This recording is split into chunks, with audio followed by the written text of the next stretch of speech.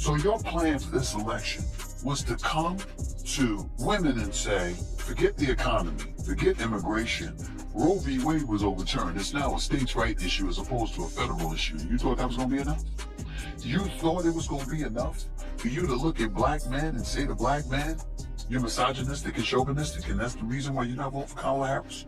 You thought it was going to be enough for the Latinos to bring up immigration when you're not paying attention enough that the Cubans think different than the Dominicans, and the Dominicans and the Cubans think different than the Colombians, and they think different than the Venezuelans and the Guatemalans and the Puerto Ricans and the Mexicans, etc., etc.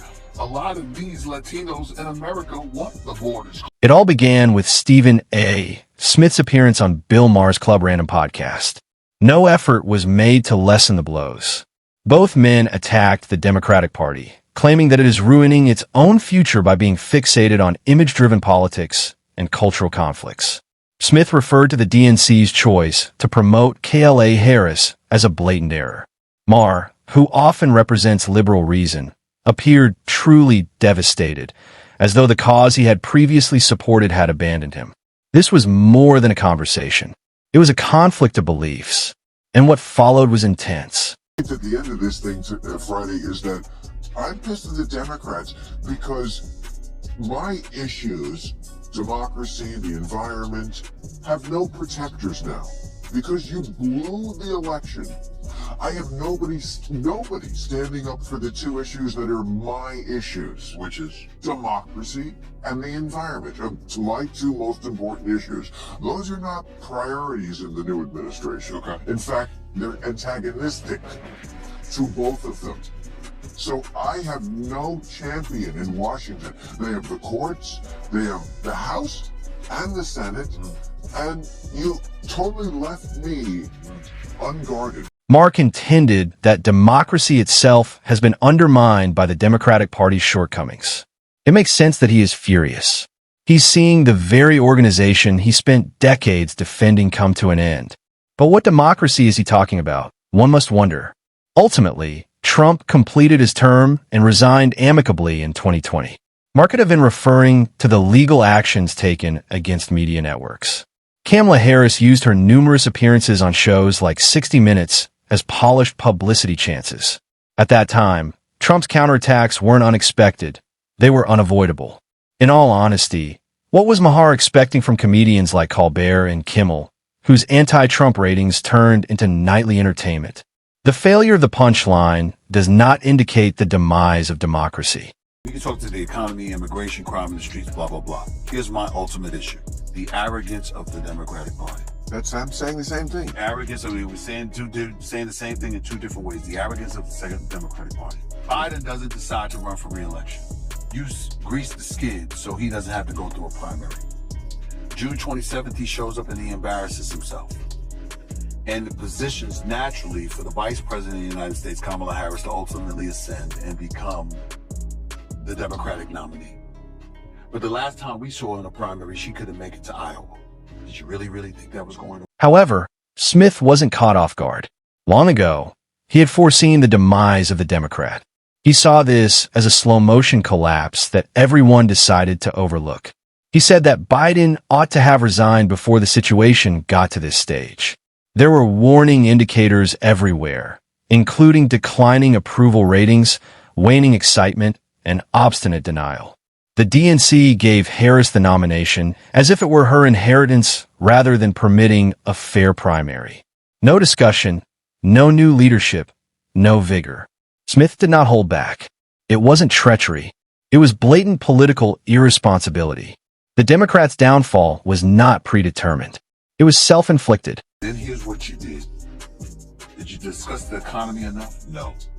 You could have discussed the border because unlike Obama, who was quote-unquote the deported-in-chiefs, according to the Republicans, because he deported more immigrants than Trump did. According to not just Republicans, but Democrats. There were Democrats who called him He that. deported more immigrants than Trump, which means he just didn't talk about it, but he did. Smith also pointed out another obvious inconsistency in the party's immigration message.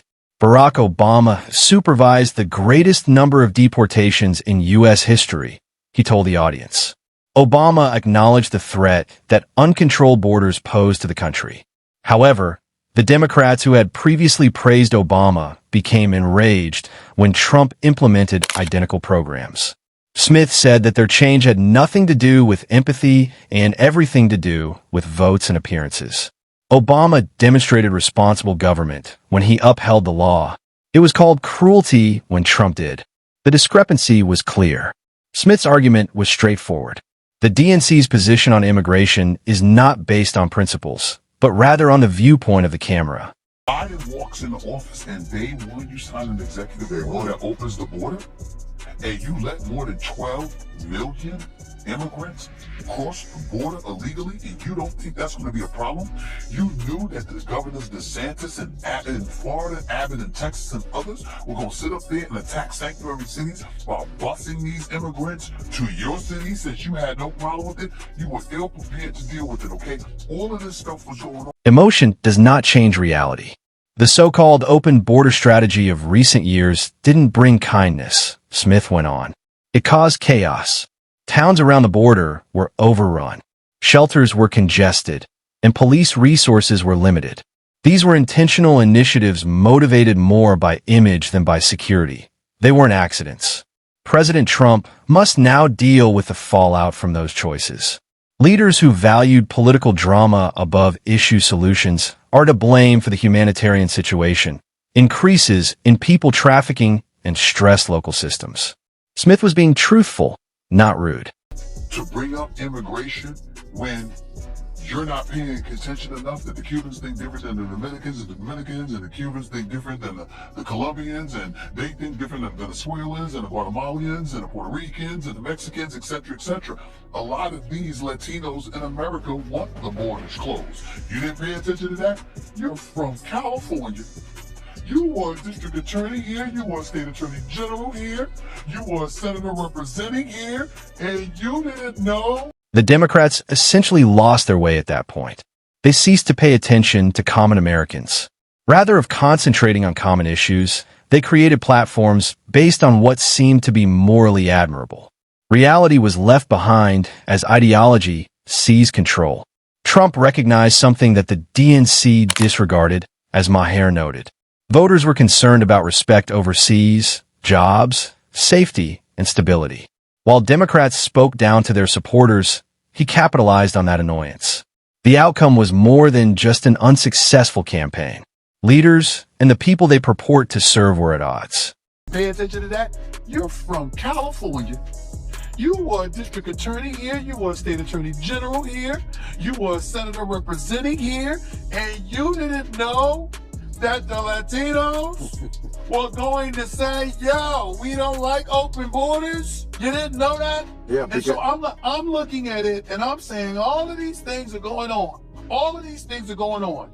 And your argument essentially was, you didn't say it, but this is essentially your argument. It's her turn. The Democratic campaign lacked commitment and specific objectives. It relied more on symbolic than concrete answers. They stated, support Harris because it's her time, but they didn't explain why. Leadership is not like that. That's entitlement. There was no convincing plan for border policy, the economy, or rebuilding public trust. Additionally, those who questioned Harris's record were written off as prejudiced. The DNC exploited identity politics rather than addressing skepticism. Voters have had enough of being guilt-tripped. Competence, not catchphrases, was what they desired. Elections are not coronations. They are well-deserved successes. The Democrats also overlooked that. The Democratic Party is ideologically captured by identity politics. And I'm totally with you 1,000%. Listen, Bill, just so you know, I'm a fiscal conservative. I'm a social liberal. Live and let live, bro. And a freak in the sheet. You know what I'm saying? If you're 50, I do try. give us a call. I do try, no doubt. But here's the deal, man. Listen, I'm a social liberal. And what I mean by that is gay rights, absolutely. Transgender rights and all this stuff. I got no issues with you. I don't want anybody. I'm a black man. I don't want anybody's civil rights violated. I don't want anybody being persecuted in the streets of America. I don't want you being mistreated. I don't want you being denied the same rights that I have. That's fine. But the Democrats took it to... One indisputable fact was shared by Maher and Smith. The Democratic Party took identity politics too far. Although racial and inequality concerns are important, the way they were addressed undermined the cause. Merit was neglected in the haste to seem inclusive. Checking boxes isn't what defines true diversity. The goal is to enable competent individuals from all backgrounds. Institutions fall apart when credentials and standards are compromised for looks. Effort has always been prioritized over entitlement in America. It is not development to elevate someone only for symbolic purposes. Because it wasn't just about their rights. You wanted folks to like and embrace and accept everything. Excuse me, there are some people that, guess what? They might like strippers, but they ain't messing. It's all right. Do you? But I don't want it in my face. You got people that think like that, and knowing that that's the reality, and knowing that that doesn't even make up 1% of the population, you are caught on tape, if you're Kamala Harris, saying, quote, I'm for transgender operations for prisoners? You didn't think Trump was going to use? Regression is what it is. The DNC overlooked the principle of fairness in its pursuit of an image. They contended that this highlights extreme progressivism's core problem. Despite its seeming sympathy, it frequently defies reason. Moral, cultural, and practical safeguards are necessary for a healthy society. However, the far left continues to push those boundaries too far. Think about the movement to give minors the authority to make final medical choices. That is not advancement. It's carelessness. Wisdom must be matched with compassion. The message of Smith and Maher was unambiguous. Society collapses when ideology takes the place of plain reason.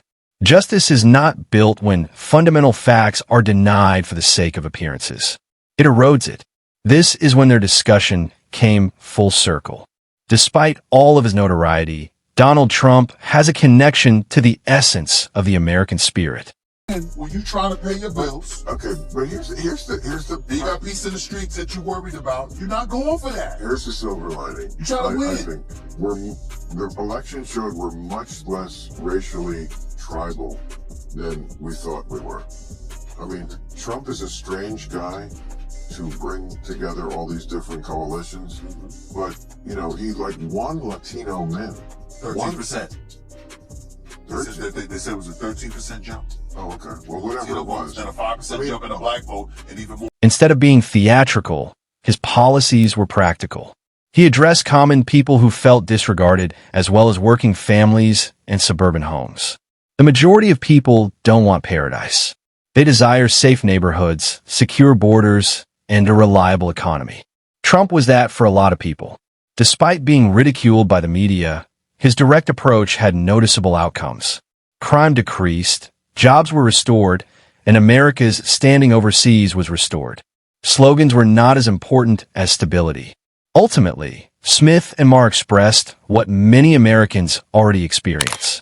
The Democratic Party is no longer rooted in practical issues. The IT exchanged leadership for loyalty tests, rationality for rhetoric, and talent for symbolism. They were not defeated by Trump. They were vanquished by themselves. The people they say they fight for will continue to leave them until they stop lecturing and start listening. That concludes the conversation for today. Please remember to like and subscribe if you like this analysis in order to receive future insightful input.